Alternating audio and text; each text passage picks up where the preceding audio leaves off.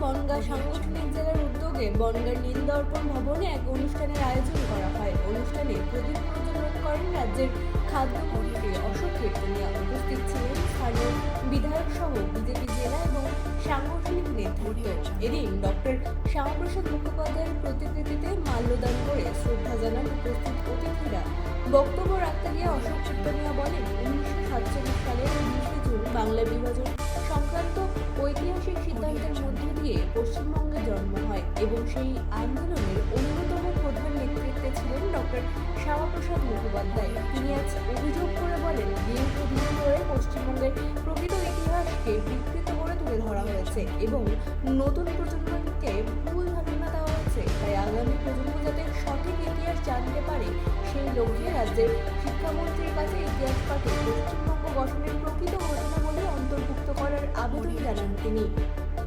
পাশাপাশি তিনি বলেন, শ্যামাপ্রসাদ মুখোপাধ্যায়ের নেতৃত্বে পশ্চিমবঙ্গ ভারতের অংশ হিসেবে আত্মপ্রকাশ করেছিল এবং সেই ইতিহাসকে স্মরণ করতেই পশ্চিমবঙ্গ দিবস উদযাপন করা হচ্ছে।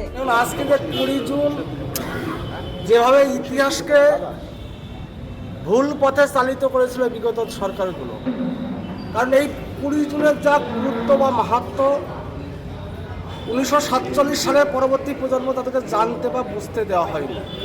আজকে যে পশ্চিমবঙ্গে আমরা বসবাস করেছি, বাঙালিদের শেষ হোমল্যান্ড পশ্চিমবঙ্গ।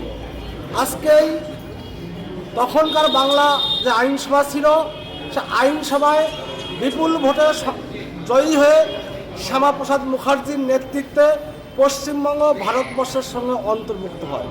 তার জন্য বিগত যে সরকারগুলো ছিল, কোনোদিন তারা এই বিষয়গুলোর যে গুরুত্ব তাকে জানতে বা বুঝতে দেওয়া হয়নি।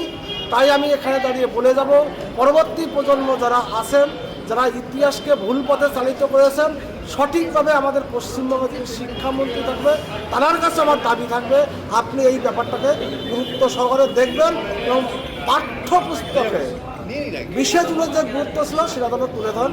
ধন্যবাদ। ব্যুরো রিপোর্ট, রাজ্য নিউজ নেটওয়ার্ক। नीट और सीबीएसई